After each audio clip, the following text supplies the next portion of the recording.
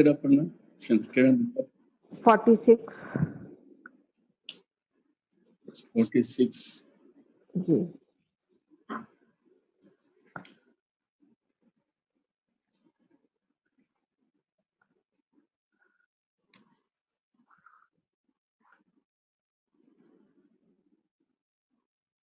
हाँ जी जी ठीक है।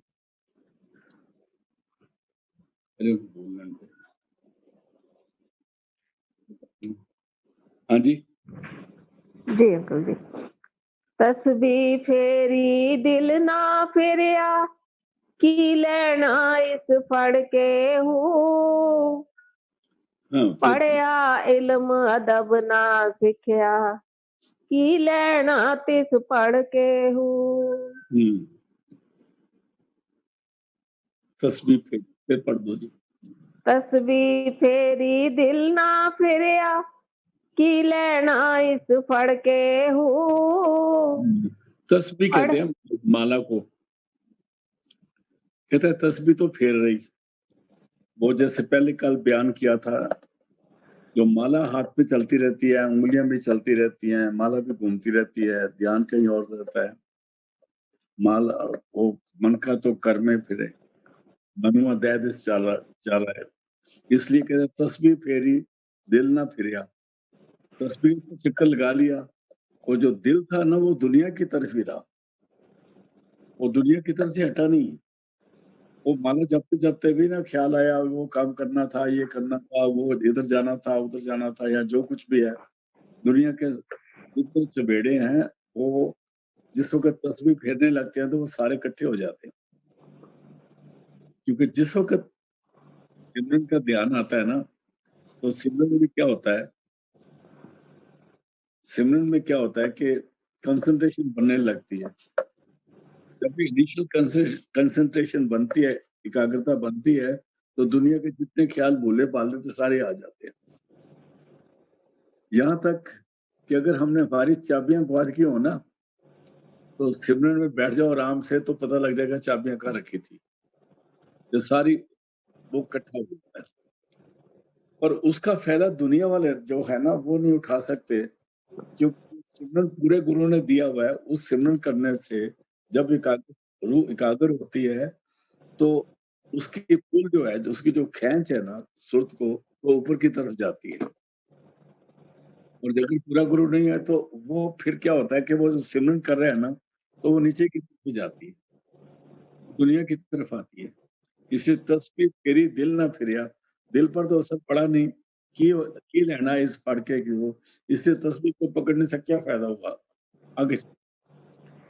पढ़िया इल्म अदब ना सिखिया की लेना तिस पढ़ के हूँ। अदब तो इल्म तो पढ़ लिया, लेकिन अमल नहीं आया, अमल नहीं किया।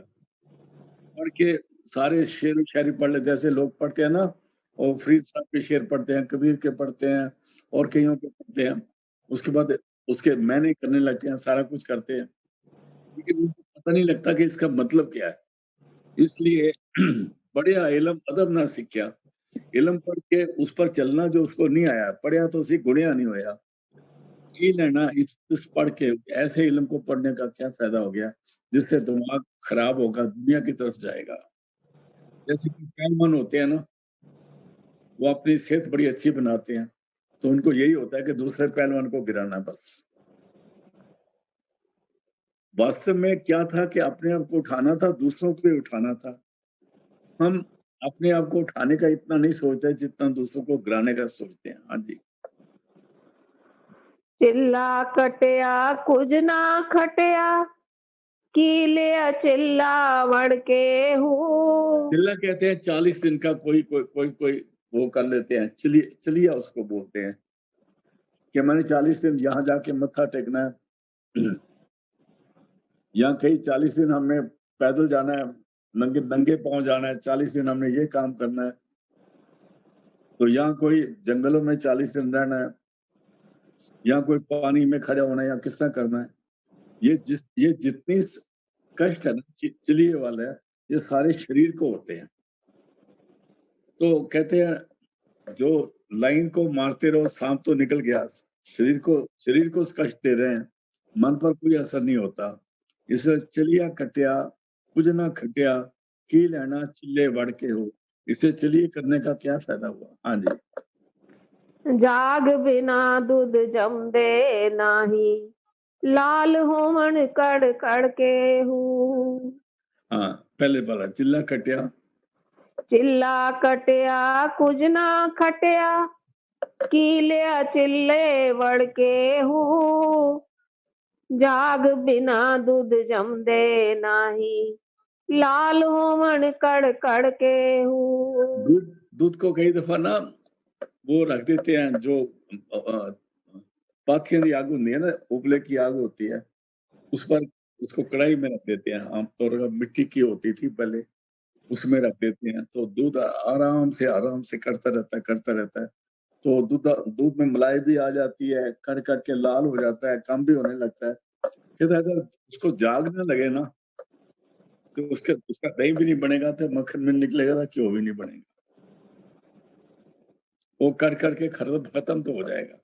इसी तरह वाणी कहती है, जेता कड़िया तेता जितना पढ़े ना तेता कड़िया।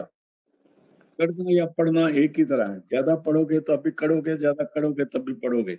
लेकिन अंदर जाने का रास्ता नहीं मिलेगा। इसलिए जब तक मुर्शिद नहीं मिलता, तब तक सिमरन करने का कोई फ़ायदा नहीं। उसको कहते हैं गुरबिन माला फेरते, गुरबिन देते दान, ये सब दान का नाम है, जय पूछो वेद पुराण। हाँ जी।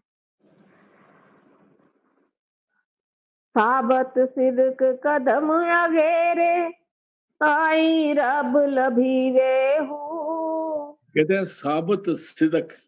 सिदक मैंने अपना यकीन, भरोसा, अपना एम बना के रखना है।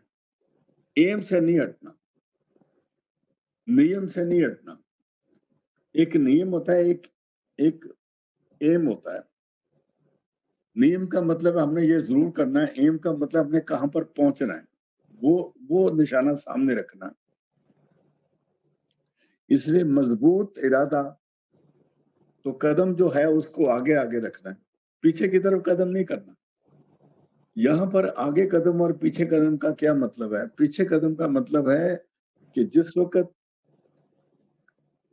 ये बड़ा खतरनाक बात है।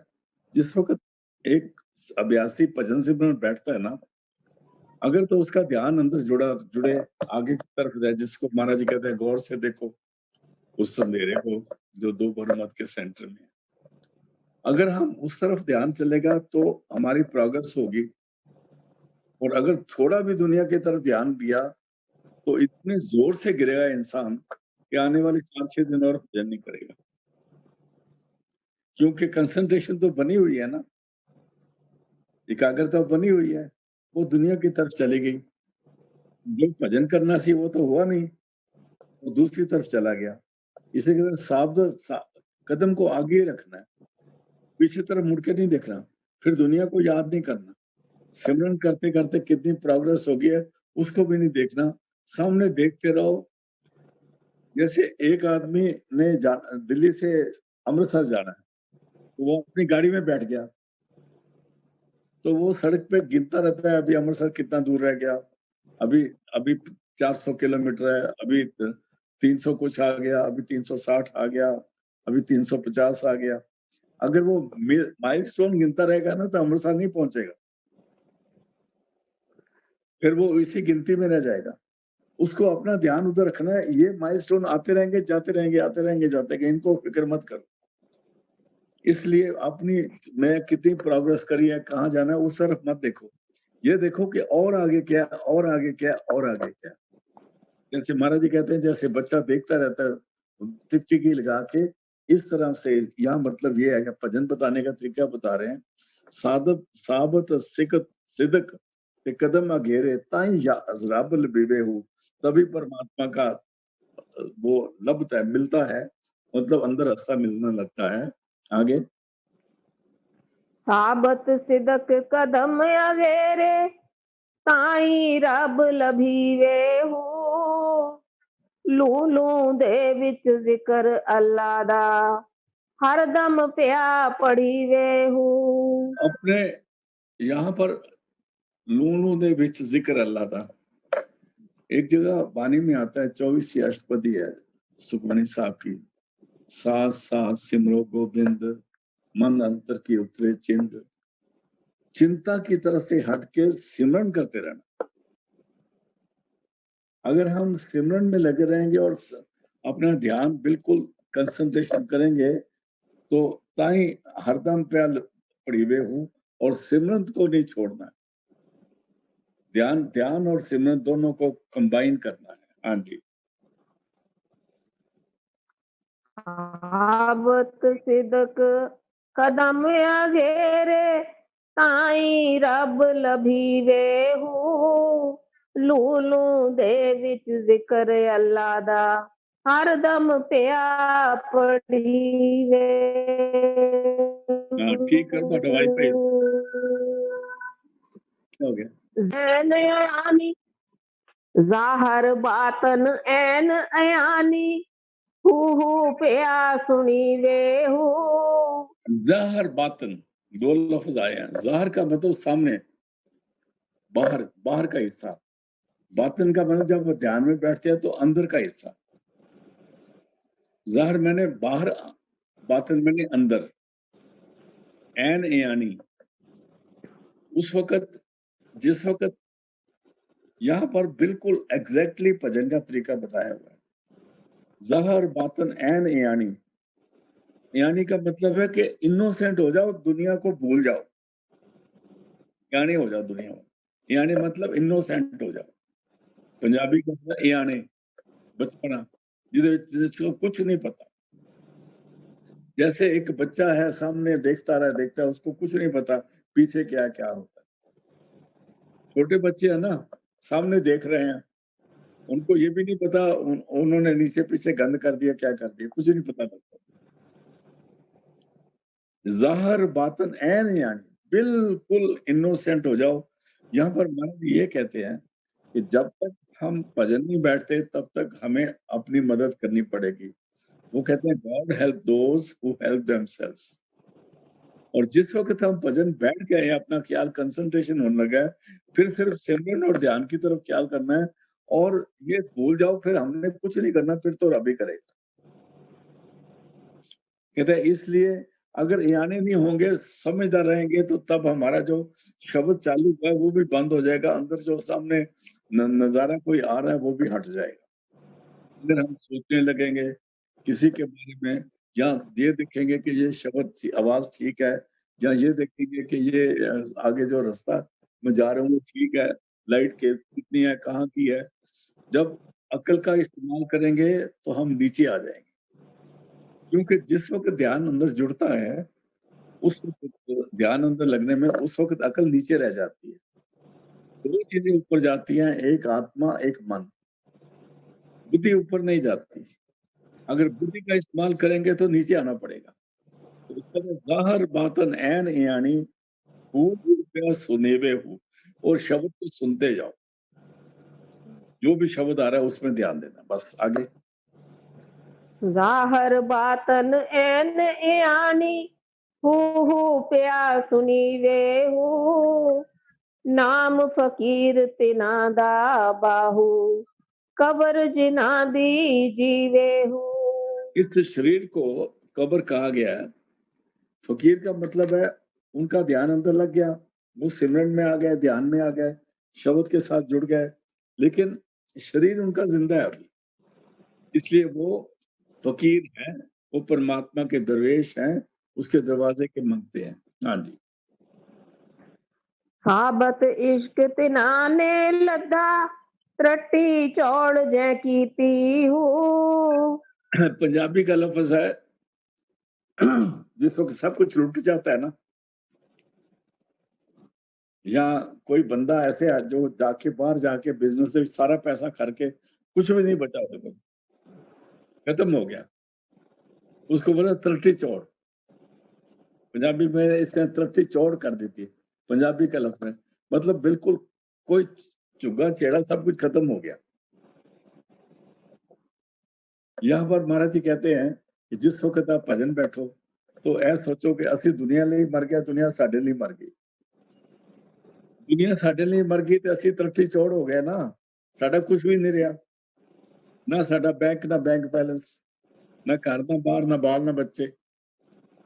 तो मतलब ख्याल को ऊपर ले जाना है, नीचे की तरफ कोई अटैचमेंट ना रहे, उसको तरक्की चौड़ बोला है। कहते हैं इसलिए फिर पढ़ो जी। साबत इश्क तिन्हाने लद्दा त्रट्टी चौड़ जै कीती हो। जिन्होंने नीचे का ख्याल बिल्कुल बंद कर दिया, दुनिया का ख्याल बंद कर दिया, उनके लिए दुनिया खत्म हो गई। उनको जो मजबूत साबित प्यार जो है परमात्मा का, शब्द का, सुर के साथ जुड़ना, अंदर गुरु का पूरा प्यार उनको मिलता है। हाँ जी। ना ओ सूफी ना ओ साफी ना सजदा करन मसीती हूँ। फिर वही बात आ गई ना जो कल वाली थी।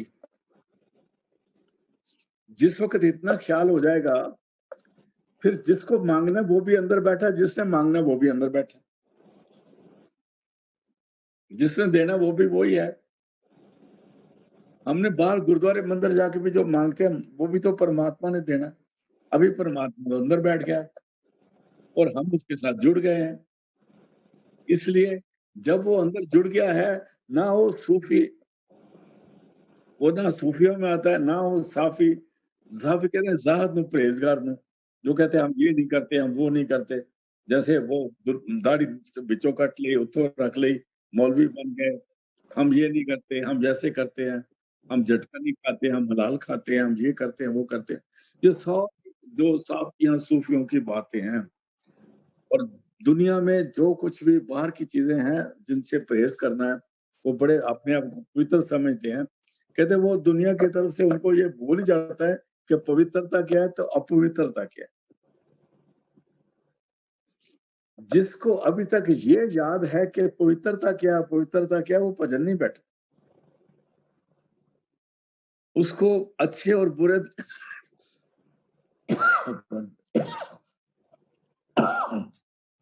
उसको अच्छे और बुरे दोनों ख्यालों से ऊपर आना पड़ेगा।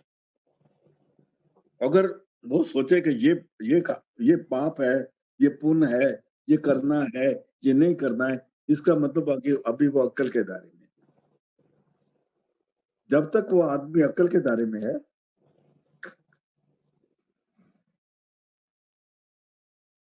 तब तक उसका ध्यान नहीं जड़ेगा।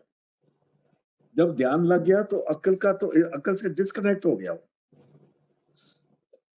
इस कहते हैं ना वो सूफी, ना वो साफी, ना सजदा करन मसीती हूँ।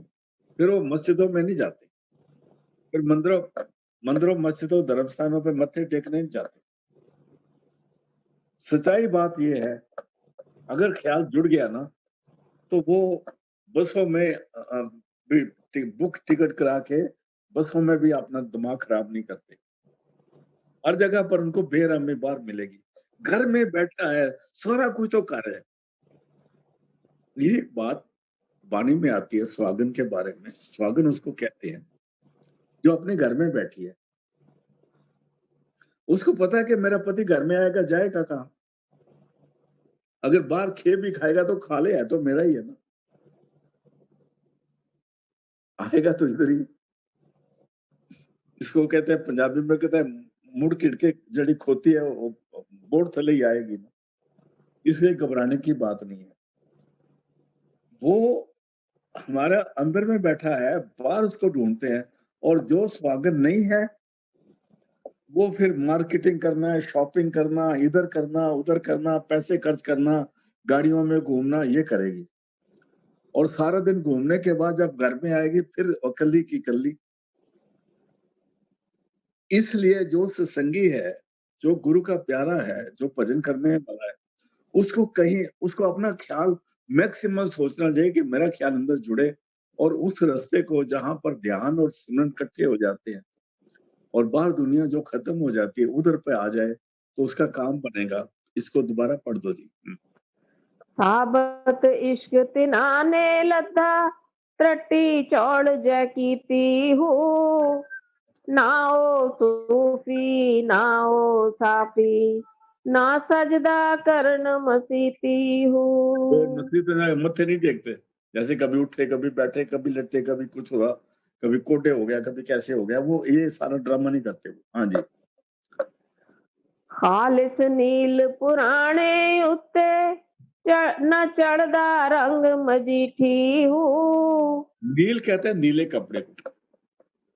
नील कहते हैं ये एक नील है, एक सफेद है। नील कहते हैं नीचे की आदत को। नील कहते हैं, नील का मतलब है पुराना, नील का मतलब गंदा रंग। नील जब पुराना हो जाता है बड़ा गंदा रंग हो लगता है वो।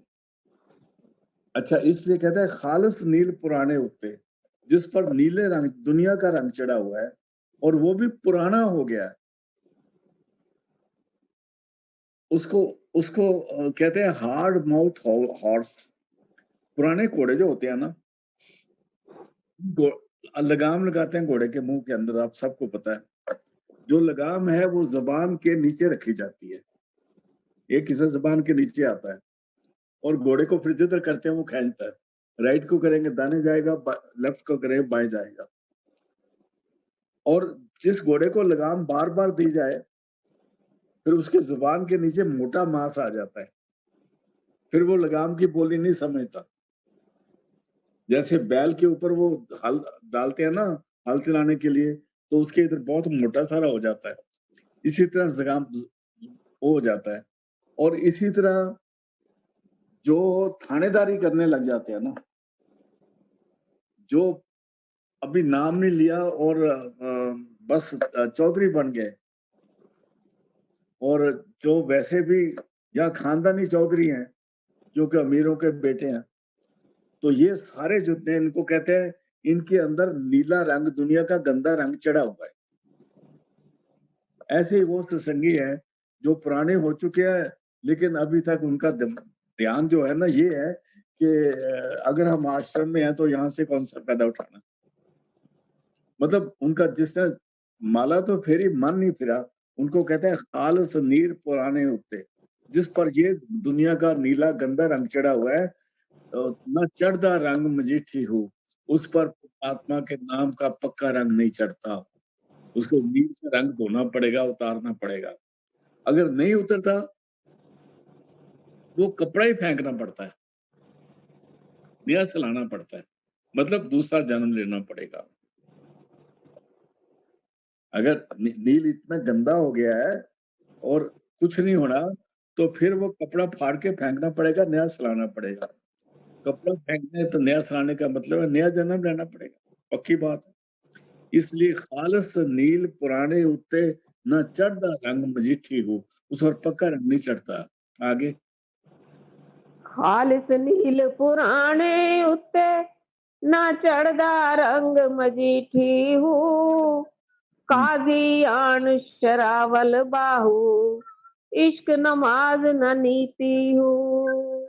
काजी जो है, काजी कहते हैं मुसलमानों में, जैसे जज होता है ना, मुसलमान में हाजी होता है, काजी होता है। काजी कहते हैं जो फैसले करते हैं, काजी साहब उसको बोलते हैं।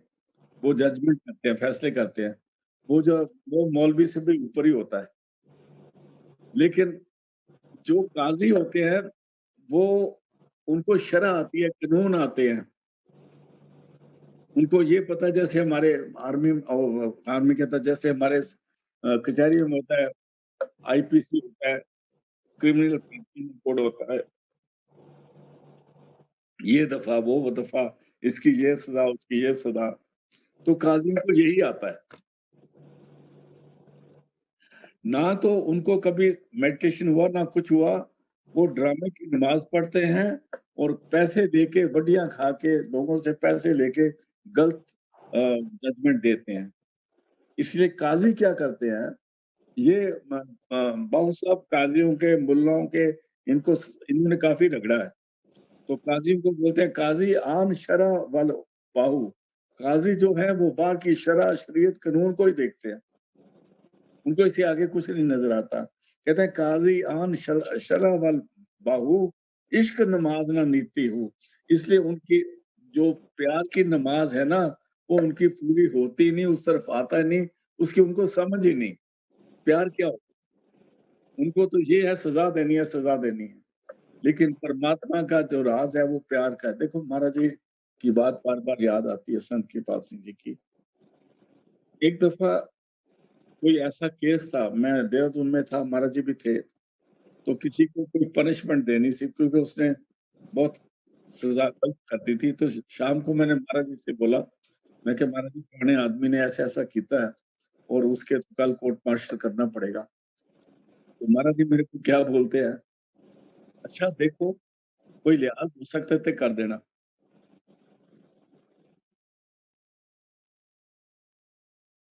मतलब संत कभी सज़ा नहीं देते और अपने शिष्यों को भी यही बोलते हैं कि तुम ज़्यादा कानूनबाज़ी मत करो और याद रखो जहाँ कानून होता है वहाँ प्यार होता ही नहीं है। और जहाँ पर मैनेजमेंट कहते हैं बड़ी सख्त हो गई है, इसका मतलब वो सारे कानूनबाज़ हो गए, उनको रब का पता ही नहीं। जहाँ पर आप देखो मैनेजमेंट का राज हो जाएगा, वहाँ संतों की संतों जहाँ मैनेजमेंट ज़्यादा इंटरफेयर करेगी, वहाँ संतों का प्यार खत्म हो जाता है। संतों की बोली नहीं चलने देते। बाबा अपने ब्यास के महाराज जी चरण सिंह जी, उनका एक सत्संग है इसके क्योंकि मैनेजमेंट वाले उनको बोलते हैं महाराज जी आप सत्संग करा करो, बाकी जो दुनिया के काम है हमें करने दो, आप इंटरफेयर मत करो। ये सत्संग है उनका एक। क्योंकि जहाँ मैनेजमेंट हावी हो जाएगी ना, जहाँ ये कानून हो जाएंगे, बर्थडे, आलू पूरियां बांटो, ये करो, वो करो, जितने भी कानून बन जाएंगे ना, समझो वहां पर अभी रूहानियत नहीं है, वहां पर प्यार नहीं है, वहां पर प्यार का सौदा नहीं होता, खत्म हो जाता है। इसीलिए दोबारा इसको पढ़ दो, खालस नीम पुराने। खालिस नील पुराने उत्ते ना चढ़दा रंग मजीठी हूँ काजी आन शरावल बाहू इश्क नमाज न नीति हूँ। उनको इश्क की नमाज उनकी उन्नति क्या उनको समझ ही नहीं आती। उनको पता ही नहीं इश्क की नमाज होती क्या है। इश्क की नमाज शुरू होती है जिस वक़्त रूह सारी तरफ से इकट्ठे होके तीसरे तिल पे आके शब्द के साथ जुड़ती है, तब वो उसकी इश्क नमाज की एबीसी शुरू होती है। वो ड्रामेबाज़ी वाली नमाज नहीं है, आगे चल। जो दिल मंगे होवे नाही होमन रिहा परे रे हूँ। अभी ऐसी बात आ जाती है, जिस वक़्त एक सत्संगी, मैं सत्संगी की बात करता हूँ कि या आप मुरीद की बात कर लो, मुरीद है, यहाँ सत्संगी की बात है, सेवक जन और गुरु की बात है। कहते हैं क्या होता है कि जो जब एक इंसान बड़े दिलो जान से प्यार से भजन सिमरन करने लगता है, तो उसकी बड़ी उम्मीदें होती हैं कि मैं ये मेरे को मिलेगा, ये मिल जाएगा, सदगुरु दया करेंगे। जैसे हम उनको बोलते रहते हैं ना, हम प्रीचर्स बोलते रहते हैं, अंदर ये अंदर जाओ, एक मंडल आएगा, उसके बाद 1-2 कमंडल आ जाएगा, फिर एक मंडल आ जाएगा, फिर मंडल कुछ भी नहीं आता। ये मंडल सुनते रहते हैं। आपने भी देखा है, मैंने भी देखा। ये मंडलों पे कौन चढ़ता है अंदर? ये बाहर के मंडल पकड़ के बैठे हुए हैं। लेकिन जो एक सत्संगी सिंसियर है, सादा दिल है, इनोसेंट है, वो भजन सिमरन करने लगता है, तो उसको बहुत जगह से रुकावट आती है। घर वालों की तरफ से रुकावट आती है, पहले तो अपने शरीर की तरफ से रुकावट आती है, फिर घर वालों की तरफ से रुकावट आती है, फिर उसको अगर वो किसी संस्था का है, तो उस संस्था में भी उसको सवाल-जवाब करते हैं। फिर संस्था में जब पहुँचता है, तो वहाँ पर कानूनबाज़ी करके उसका दिल तोड़ देते हैं। एक बड़ा प्यार से दर्शन करने गया, उसके साथ बदतमीज़ी करते हैं, इधर से उठो, उधर बैठो, तो ये सारे होते हैं। तो उसके बारे में ये 49 जो है, ये बोल रहे हैं, बाबू साहब गौर से सुनो, अभी पढ़ते हैं उसको। जो दिल मंगे होवे नाही, होवन रिहा परे रेहू। दिल तो सोचता है कि जाते ही हमें ये प्यार मिल जाएगा, हमें ये हो जाएगा, लेकिन वो तो होता नहीं। और जिसकी उम्मीद थी कि ये हो जाएगा, अंदर भजन बन जाएगा, वो कैसे बनेगा? दिल ही टूट गया। इसलिए ये बड़ा ज़रूरी है कि किसी का दिल ना तोड़ा जाए, किसी का दिल ना दुखाया जाए। क्योंकि कई इंसान उसके बाद संतों को मिलना ही बंद कर देते हैं, ऐसे भी हैं। इसलिए जो दिल मंगे होवे नाई, होवन रिया परेरे हो, लेकिन जो उसके प्यारे हैं, वो उसमें लगे ही रहते हैं, पीछे नहीं हटते। वो ये सारी तकलीफें बर्दाश्त करते हैं। फिर पढ़ो जी। जो दिल मंगे होवे नाही, होवन रिहा परे रेहू। दोस्त न देवे दिल दा दारू, इश्क न वागा फेरे हूँ। अब यहाँ दोस्त कहते हैं गुरु को। और कई दफा गुरु हमको अपनी तरफ खींचने के लिए क्या करता है कि हम उसके पास जाए तो वो परली तरफ मुंह कर लेता है। ये याद रखो, अगर गुरु के पास चले गया, वो पूरा गुरु की बात करता हूँ, गुरु के पास चले गए तो वो आपको ना देख के दूसरी तरफ मुंह कर लेना, समझ लो कि वो आपको देख रहा है। उसने शक्ल तो इधर कर ली है, पर उसने अपना आपका पूरा अंदर का पूरा नक्शा जो है ना अपनी आंखों के आगे रखा हुआ है। मेरी बात समझ गया होंगे आप? क्योंकि गुरु ही बुलाता है शिष्य को अपने पास। शिष्य कभी नहीं कहता कि मैं गुरु को मिलूं। जो प्यार है ना, वो माशूक के दिल में पैदा होता है, आशिक तो फिर उस पर एक्ट करता है। इसलिए असली जो माशूक है वो गुरु है, और अगर देखो तो असली जो आशिक है वो भी गुरु ही है। हम तो 0-0 ही है दोनों तरफ से, आशिकी में भी 0, माशूकी में 0। अभी क्या करता है, दोस्त ना देवे दिल दा दारू, दोस्त की तरफ से तो कोई बात हुई नहीं, लेकिन जो उसका मुरीद है, जो शिष्य है, कहता है वो भी उसकी तरफ से मुंह नहीं मोड़ता, वो भी जाता ही रहता है। मैं भी जाना ही जाना, मेरे नाल गल करेगा, आज नहीं करेगा तो कल कर लेगा, परसों कर लेगा। एक पंजाबी का गाना आता है, दूध पीले बालमा मैं कदों दी खड़ी, लगी सौन दी चढ़ी। आपने सबने सुना हुआ है, सुना हुआ है ना? मतलब दूध पीले बालमा मैं कदों दी खड़ी, और वो नखरे करता है, दूध नहीं पीता, और बीवी दूध लेके खड़ी है। और ये पंजाबी का गाना है। इसमें बड़ी गहरी बात है, इसमें बड़ी गहरी बात है। वो जब दूध नहीं पी रहा ना, तो उसका उसके साथ फिर भी प्यार है। वो जो नखरे दिखा रहा है ना, वो नखरे प्यार को और नजदीक लाना चाहते हैं। इसी तरह गुरु भी नखरे दिखाता है कई तो कहता है दोस्त ना देवे दिल दा दारू, दोस्त तो हमें दिल की दवाई दे नहीं रहा, और जो उसका जाने वाला मुरीद है, वो भी तो कहता है मैं भी तो इधर ही खड़ा रहूंगा, मैं भी नहीं जाने वाला, मैं भी नहीं जाने वाला। ये बात है। फिर पढ़। दोस्त न देवे दिल दा दारू, इश्क न वागा फेरे वाघा हूँ। फिरने का मतलब, जब आप घोड़ा चलते हैं ना, उसको लगाम को वाघ बोलते हैं पंजाबी में, वाघा। वाघ फिरने का मतलब है, अगर आपने वापस जाना है तो दाहिनी लेफ्ट ही बांग खींचो तो घोड़ा वापस मुड़ जाएगा। कहते वो वापस नहीं जाने वाला, वो भी उतर ही जाएगा। वो कहेगा तू ना दे ना दे, मैं तेरे दरवाजे से ही शहीद होना है, मैं जाने वाला नहीं हूँ, इधर ही मरूंगा। हाँ जी, आगे चलो। इस मैदान मुहब्बत दे विच मिलदे ता तिखेरे हूँ।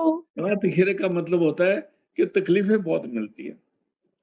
इस कश्मकश में, इस मोहब्बत में तकलीफें बहुत होती हैं। और वो जो तकलीफें होती है ना, वो एक खास प्यार की मजबूती करती हैं। आगे चलो जी। मैं कुर्बान तिना तो बाहू जिन रखिया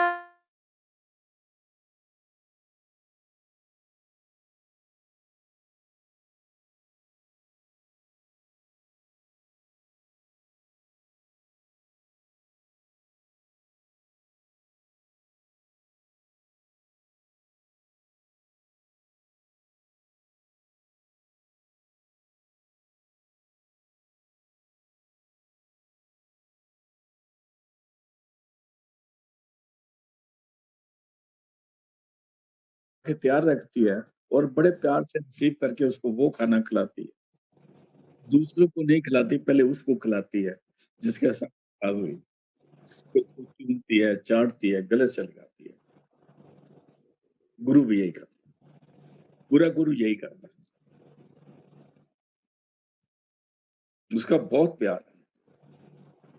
महाराज जी कहते हैं, अगर आपको पता लगे कि गुरु कितना प्यार करता है, पागल हो जाओगे। आगे चलते हैं। जे तू चाहे वहदत रब दी मल मुर्शिद दियां तलियां हो। रब दी वहदत कहते हैं, हमारी बोली में हम इसको ये कह सकते हैं, अगर हम सचखंड का नज़ारा देखना चाहें, अगर हम उसकी असलियत जहाँ उसका असली घर है, जिसको गुरबानी में कहा है, जपजी साहब में कहते हैं, सो दर के हा, सो कर के हा, जित वह सर्व संभाले। वो तेरा गद्दार कैसा है? दरवाजे कहते हैं, जहाँ बैठ के सब कोई पालना करता है। ऐ मालिक, हमें अपने घर को कभी दिखा दे, हमें ले चल कभी। तो कहते हैं, उसको वादत कहते हैं। वादत कहते हैं, वहां संत ही रहते हैं और संतों के अलावा वहां कुछ नहीं होता। न माया है, न मन है, न काल है, न कुछ है। वहां सतगुरु ही सतगुरु है, शब्द ही शब्द है, परमात्मा ही परमात्मा है। वहां सुख ही सुख है, वहां बुढ़ापा नहीं, मृत नहीं, जरा नहीं, जन्म नहीं, कुछ नहीं। उसको कहते हैं वादत कहते हैं, जिसको तो आप सचखंड कह सकते हो। जे तू चाहे वादत रब दी मल मुर्श दिया तलियां हूं। तली कहते हैं पाँव के नीचे का जो हिस्सा, उसको तली बोलते हैं। लेकिन इसका ये मतलब नहीं कि आप जाके मुर्शिद के पाँव को मालिश करने लग जाओ। इसका मतलब है कि उसकी उसकी हर तरह से हुक्म को मानो, जिसको कहते हैं हुक्म रजाई चलना, नानक लिखिया ना। हुक्म को 100% ओबीडियंस करनी है, उसको अपने अंदर धारण करना है। दोबारा पढ़ो। जे तू चाहे वहदत रब दी मल मुर्शिद दियां तलियां हो। मुर्शिद लुत्फों करे नजारा गुल थी मन सब कलियां हो। मुर्शिद लुत्फ करे नजारा। जब लुत्फ कहते हैं आनंद को, सुख को, जब मुर्शिद को ये पता लग जाए कि ये चेला मेरा जो है, ये मेरा जो मुरीद है, ये मेरा हर तरफ मेरा कहना मानता है, तो मुर्शिद का दिल बाग बाग हो जाएगा। जिसको माँ को पता लग जाए ये पुत्र मेरा बड़ा ख्याल करता है, उस माँ का दिल बाग बाग हो जाएगा, वो जान कुर्बान कर देगी। मुर्शिद का भी यही है। कहते हैं मुर्शिद का उसको लुत्फ देना है, उसको अच्छा देना है, उसकी ख्वाहिश पूरी करनी है। ख्वाहिश पूरी करने का क्या मतलब है? दुनियावी तौर पर नहीं होती वो जिस वक्त एक शिष्य अपना ध्यान जोड़ने लगता है, तो गुरु क्या करता है, कई दफा आप देखोगे, मैंने जो मैं अपनी थोड़ा तजर्बा इसमें ये कहता हूँ, जैसे संत कृपाल सिंह जी थे, वो कई दफा ऐसे करके ना देखते रहते थे, हाँ हाँ मैं आपकी इंतजार कर रहा था। जब वो आदमी आ जाता है कि हाँ मैं आपकी इंतजार कर रहा था, और जब आता है तो उसको कई दफा प्यार करते थे। तो गुरु जो है, वो भी शिष्य का इंतजार करता है। हम कहते हैं नहीं, हम दर्शन करने चाहते हैं, नहीं, गुरु भी शिष्य के दर्शन करना चाहता है। ये बड़ी अजीब बात है। इसलिए जब गुरु को इतना प्यार होता है शिष्य से, इसका मतलब उस शिष्य को देख के गुरु गुरु का सीना चौड़ा होता है, अंदाजा के तौर पर मुझको खुशी होती है। उसको कहते हैं मुर्शिद के लुत्फ हो गया। तो अगर मुर्शिद ने आपको अच्छा समझा, उसको लुत्फ मिला, उसको अच्छा लगा, तो कहता है गुल थीवन सब कलियां हो। कली कहते हैं एक छोटी सी, जैसे आप देखो ना बड़े खुशबूदार फूल होते हैं, तो छोटी छोटी कली होती है, तो वो जब बड़ी हो जाती है तो वो खूबसूरत फूल बन जाती है। कहते हैं इस तरह से जो कलियां है ना, जो अभी बड़े छोटे छोटे, बड़े नीचे टाइप के, मतलब अभी सत्संगी हैं लेकिन उनकी अभी कुछ बना नहीं है, अगर मुर्शिद में वो पसंद आ गया, उसकी नजर, मेर की नजर हम पर पड़ी, तो हम खिले हुए गुलाब के फूल बन जाएंगे। कली से कली से फूल बन जाएंगे। फिर पढ़ दो। तू जे तू चाहे वहदत रब दी, मल मुर्शिद दियां तलियां हो। मुर्शिद लुत्फों करे नजारा, गुल थी मन सब कलियां हो। वो छोटी छोटी कली गुलाब के फूल वांगर खिल जाएगी, और जब सारियां कलियां खिल जाएंगी तो वो गुलाब भी इतना सुंदर हो जाएगा जितना गुरु खुद है, और जितना उसमें खुशबू है उतना गुलाब में खुशबू है, तो दोनों एक जैसे हो जाएंगे। आगे चलो जी।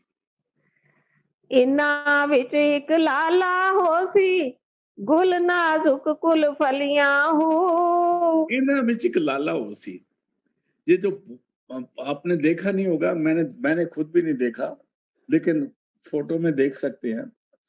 ये जो पोस के फूल होते हैं ना, ये बड़े लाल सुर्ख होते हैं, पोस का फूल, और बड़े सुंदर लगते हैं, बहुत ही सुंदर लगते हैं।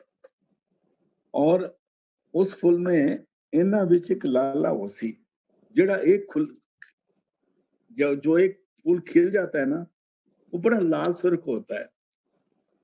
ते गुल ना, और उसी गुल नाजुक कुल फलियां हो, और जो दूसरे वाले ना उस लाले को देखे वो भी लाल हो जाते हैं।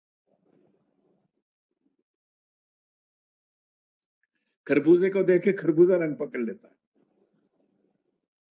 एक लाला होसी, लाले का मतलब कोई संत महापुरुष, और गुल सीवन सब कलियां हो, और बाकी जो कलियां वो भी उसी तरह खिल जाएंगी, और ये सारा मुर्शद की दया से होगा।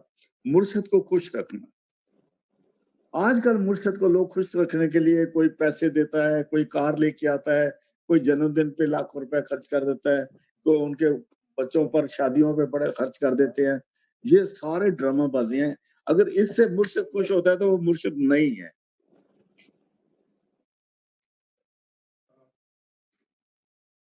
वो मुर्शद नहीं है। मैंने देखा एक बंदा संत दर्शन सिंह जी महाराज के पास आया था, और उसने बड़ा खोल खोल के तो 2 रुपए दिए, और वो भी पुराने थे। महाराज जी ने लेके अपने माथे पे लगा ली। कहते हैं मेरे लिए करोड़ों है। मतलब वो भी देखता है। हाँ जी, फिर पढ़ दो। इना विच एक लाला होसी, गुल नाजुक कुल फलियां हो। वो भी लाला बन जाएंगी। हाँ जी। दो ही जहानी मुठे, जिन संग कीता दो डलियां हो। और जो जिन्होंने गुरु को छोड़ के 2 डलियों का सत्संग किया, मैं तो अपनी तरफ लूंगा कि हम बहुत दफा गुरु का कहना नहीं मानते, तो सेक्टियों सुक्तियों को कहने के पीछे लग जाते, और ये अपना बात करते हैं। हमको गुरु गुरु गुरु कर्मन मोर, गुरु बिना मैं नाही होर, गुरु करने योग, गुरु परमेश्वर है भी, उसका कहना मानते। दूसरे का दिल मत दुखाओ, लेकिन गुरु को सामने रख, गुरु को सन्मुख रखना, गुरुमुख बनना है। हाँ जी, आगे चलते हैं। जिसने अलिफ मुतालिया कीता, बेदाब बाब न पढ़दा हूँ। जिसने अल्फ मुतालिया कीता, बेदाब कि तो बाब न पढ़ता। मुतालिया क्या मतलब है? जिसको अल्फ की समझ आ गई, मुताला किताब पढ़ा, अलिफ क्या चीज़ है? अलिफ जैसे गुरु नानक साहब गए पढ़ने के, मौलवी कहते हैं अलिफ, गुरु नानक साहब कहते हैं अलिफ।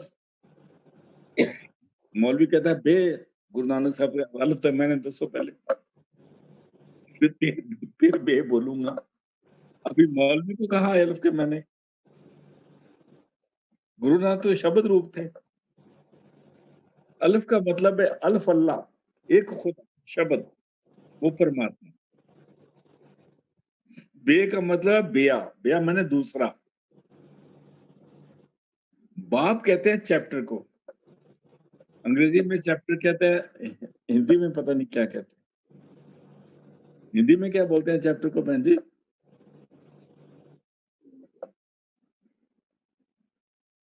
सब्जेक्ट जो क्या ना, एक चैप्टर है।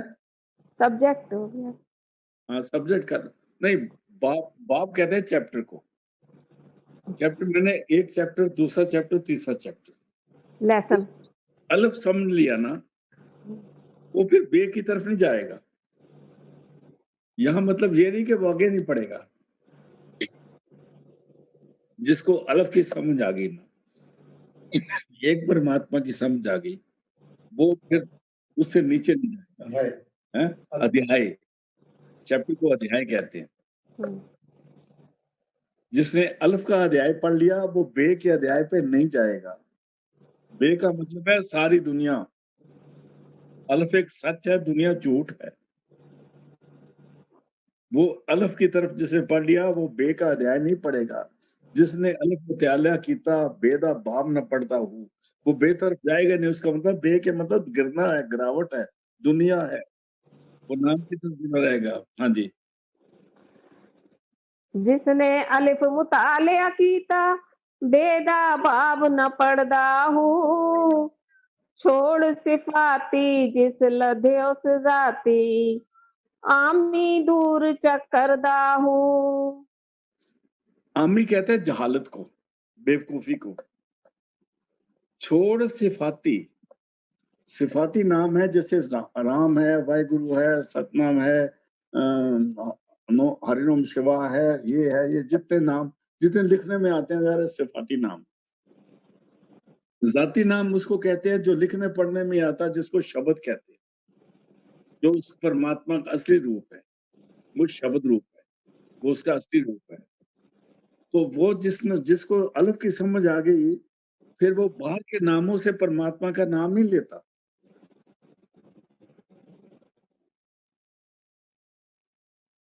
यहाँ तक हो जाता है कि जब उसका अंदर का शब्द खुल जाता है तब सिमरन नहीं आता। सिमरन जो है वो भी सिफाती नाम में आता है, जाती में नहीं आता। एक वो राधा स्वामी के हैं इधर, मैं उनका नाम नहीं लूंगा, वो कहते नहीं ये भी जाती नाम है। बाद में वो कह रहे नहीं आप ठीक कहते थे, ये सफाती नाम है। राधा स्वामी सफाती नाम नहीं है, जाती नाम नहीं है। और कितने नाम लिखने में आते हैं वो परमात्मा के जाती नाम नहीं है। इसलिए जो लिखने पढ़ने में नहीं आता वो जाती नाम है और वो शब्द है। फिर जिसने अलिफ मुताला कीता वो सिफाती नामों का सिमरन नहीं करता, ना वो बाहर की पढ़ पढ़ के अपना दिमाग खराब करता है, क्योंकि वो जाती नाम से जुड़ चुका है। इसका मिसाल ये देते हैं, आपने किसी के घर जाना है, उसका नाम मान लो रामलाल है, आप रास्ते में पूछे जाते हो रामलाल का घर, रामलाल का घर कहाँ पर? उसके बाद बोर्ड भी देखा रामलाल का, फिर देखा बल दी तो अगर रामलाल मिल ही गया। अभी जब उसको मिलोगे तो उसको रामलाल रामलाल की तरह नाम क्या है उसको पूछते रहोगे? फिर तो उसके साथ तुम्हारी मुलाकात होगी, फिर तो चाय पानी पिएंगे ना। बीवी तो मिल गई अपने घर वाले को, फिर उसका नाम पूछती रहेगी बार बार। इसलिए जिसको अलग समझ आ गई, छोड़ सिफाती लद्दो सिफाती, वो के वो सिमरन करते करते उसका शब्द खुल गया है, अभी वो उसको पकड़ लेता है। और जो सिमरन उसको छोड़ देता है, आमी दुरुस्त करता हूँ। और वो जो जाती नाम है वो हमारी जहालत को, बेवकूफी को दूर कर देता है। हमारे सारे वहम शक भरोसे सारे हटा दे, बाहर के वहम शक जितने हैं बने हुए उनसे ऊपर नहीं जाता, कि वो ज़ाती नाम है, उससे मिलने के बाद सारे शक दूर हो गए। आगे चलते हैं। नफ्स हमारा कुतड़ा जाने, नाज़ नियाज़ न धरदा हूँ। नफ़्स कहते हैं मन को, हमारा का मतलब पागल, कुतड़ा कुतड़ा माने कुत्ता। फिर वो मन को क्या समझता है, मन का कहना नहीं मानता। मन को कहता है ये हल्का कुत्ता है। वो मन को हल्का कुत्ता बोलता है। नफ़्स हमारा कुतड़ा मतलब हल्का कुत्ता, उसको इतना समझता है, नाज़ न्याज़ ना करता हूँ, फिर मन की कहना नहीं मानता। जैसे कोई घर में बैठा अपने बीवी के नाज़ न्याज़ देखता है, अभी वो बोलता है मेरे को साड़ी ला दो, अभी कहती है मेरे को ये ला दो, फिर ये ला दो, फिर ये ला दो, फिर उसी के लिए सारा कुछ करता रहता है, बाकी सबको भूल जाता है। जब समझ आती है फिर उसको बात करेगा। इसी तरह जो मन है ना, ये कहता है ये चाहिए, ये चाहिए, ये चाहिए, फिर वो मन का कहना नहीं मानता। फिर कहता है ये तो पागल कुत्ता है, उसकी बात ही नहीं सुनता। जिसको शब्द की समझ आ गई, वो बाहर के ड्रामेबाजी उसमें नहीं जाता। ना वो गाने सुनता है, ना कव्वालियों में जाता है, ना इसमें जाता है, ना उसमें जाता है। वो उस परमात्मा के शब्द के साथ जुड़ गया। अंदर के शब्द सुनने वाले को कव्वाली कैसे अच्छी लग सकती है? जिसको गुरु ग्रंथ साहब में भी एक्सेप्ट नहीं करा, संतों ने एक्सेप्ट नहीं करा। पूरे गुरु ग्रंथ साहब के 31 राग हैं और ये राग हमारी सभ्यता के साथ मेल भी नहीं खाता और उसी के पीछे हम दौड़े रहते हैं। इसका मतलब शब्द के नजदीक नजदीक नहीं है। इसको पूरा पढ़ दो जी दोबारा। जिसने अलिफ मुतालिया कीता, बेदा बाब न पढ़दा हूँ। छोड़ सिफाती जिस लदे उस जाती, आमी दूर चकरदा हूँ। नफ्स हमारा कुतड़ा जाने, नाज न्याज न धरदा हूँ। मन को बोलता है ये पागल कुत्ता है, मन की फिर ख्वाहिशें पूरी नहीं करता। आगे चलते हैं। क्या परवाह ते नानू जिना, काड़ू लद्दा करदा हूँ। कहते हैं वो किसकी परवाह क्या करेंगे, जब वो अंदर बैठते हैं तो जिसने हमें बनाया वो हमारे साथ है। जिसने हमें बनाया है, जिसने सूरज चंद्रमा सितारे सब कुछ बनाया है और ये शरीर भी दिया है, वो तो मेरे साथ बैठा हुआ है और मैं उसके साथ हूँ। फिर कहते हैं उनको क्या परवाह है जिन काड़ू माने बनाने वाला, करने वाला, करदा हुआ शरीर का बनाने वाला भी उसको मिल गया, अभी उसको किसी और की परवाह क्या करनी है। मैं थोड़ा-सा हम स्लो जा रहे हैं लेकिन एक चीज़ को करने में देर लगती है और हमें मतलब इसको पूरा कवर करने से नहीं, इसकी रूह-रुमा को समझने से है। असलियत यही है कि आज के लास्ट वाले में यही है कि अगर हमें शब्द की समझ आ जाएगी, तो एक स्टेज पे जाके सिमरन भी बंद हो जाता है। इसलिए अगर वो वहाँ पहुँच गए, तो फिर मन जो पागल कुत्ता था ना, ये भी अपना सेवादार कुत्ता बन जाता है। तो कुत्ता होता है ना जिसको कहते हैं बड़ा लॉयल कुत्ता बन जाता है। अगर कुत्ता वैसे कुत्ता कुत्ता ही रहता है, चाहे वो लॉयल भी हो, उससे बचना चाहता है। इसलिए फिर एक स्टेज आती है, जहाँ रूह मन से भी आज़ाद हो जाती है। क्या क्या परवाह तिन्हां बाहू, जिन्हें काड़ू लब्या करदा हूँ, जिनको घर का बनाने वाला, शरीर के बनाने वाले मिल गया उनके अंदर। इसलिए एक सत्संगी को गुरु ने, परमात्मा ने इंडिपेंडेंट बनाया है। गुरु ने इंडिपेंडेंस को अंदर आज़ादी को ढूँढने का रास्ता बताया। हमको वो समाप्त करते हैं कल।